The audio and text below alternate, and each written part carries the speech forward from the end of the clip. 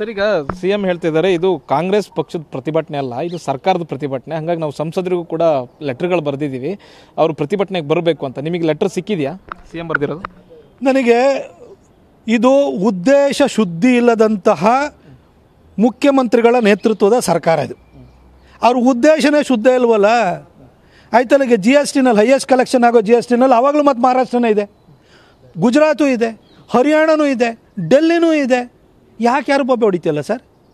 ಇವ್ರು ಬಂದಿರೋದೇ ನಾಟಕ ರೀ. ಇದು ಚುನಾವಣೆಗೋಸ್ಕರ, ಲೋಕಸಭಾ ಚುನಾವಣೆಗೋಸ್ಕರ ನಾಟಕ ಆಡೋಕ್ಕೆ ಬಂದರೆ ಆ ಟೂರಿಂಗ್ ಟಾಕೀಸ್ ಹೋಗಿ ನಾವು ಹೋಗಿ ಏನು ಪಾತ್ರಧಾರಿಗಳ ನಾವು ಅದಕ್ಕೆ ಪಾತ್ರಧಾರಿಗಳಲ್ಲ.